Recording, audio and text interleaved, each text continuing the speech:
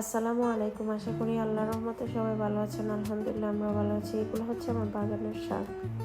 আজকে শাকগুলা দিয়ে শুটকি তরকারি পাক করবো, আপনার কালো বেগুন আর আলু দিয়ে। আপনাদের সাথে এই তরকারিটার রেসিপি শেয়ার করবো না, আজকে আপনাদের সাথে একটা ছোট মাছের তরকারি রেসিপি শেয়ার করবো। দেখেন, প্রথমে কড়াইটা গরম করে তেল দিয়ে তার মধ্যে পেঁয়াজ বাটা দিয়ে দিয়েছি। এখন তেজপাতা, মরিচের গুঁড়া, হলুদ আর লবণ দিয়ে মশলাটা ভালো করে কষা নেব। ততক্ষণ কষাবো যতক্ষণ না তেলটা উপরে ভেসে উঠছে। এই যে দেখেন, এই মাছগুলোর কথা আপনাদেরকে বলছি। মাছগুলা ফ্রোজেন, কিন্তু আপনি আমার রেসিপিটা ফলো করে যদি রান্না করে দেখবেন খেতে কত সুস্বাদু।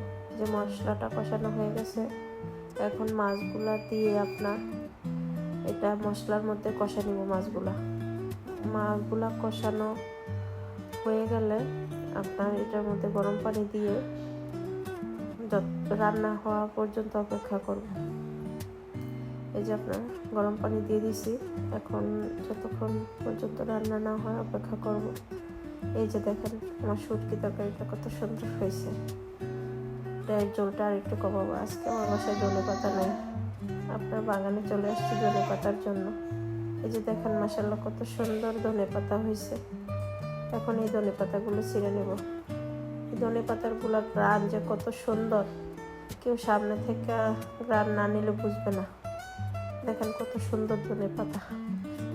আপনাদেরকে সবাইকে একটা কথা বলি, বা যার বাসায় যেটুকু জায়গা আছে বা আঙিনা বা বারান্দা, এর মধ্যে আপনারা গাছ লাগাবেন, সবজি বিশেষ করে।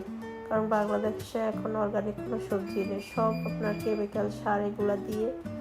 দেখেন কত সুন্দর হয়েছে। আপনারা আপনাদের বাসার আশেপাশে যারা বাসা বাড়ায় থাকে বারান্দার ভিতরে লাগাবেন। বাসায় এসে ধনে পাতাগুলো কেটে নিলাম, তরকারির মধ্যে দিয়ে দিচ্ছি। দেখেন কত সুন্দর কালার হয়েছে। আপনারা এই রেসিপিটা ফলো করে রান্না করে দেখতে পারেন। রান্না করলে আমাকে জানাবেন। ভালো থাকবেন আর আমার জন্য দোয়া করবেন। আর ভালো লাগলে লাইক, কমেন্ট, শেয়ার করবেন এবং চ্যানেলটা সাবস্ক্রাইব করে দিবেন। আল্লাহ হাফেজ।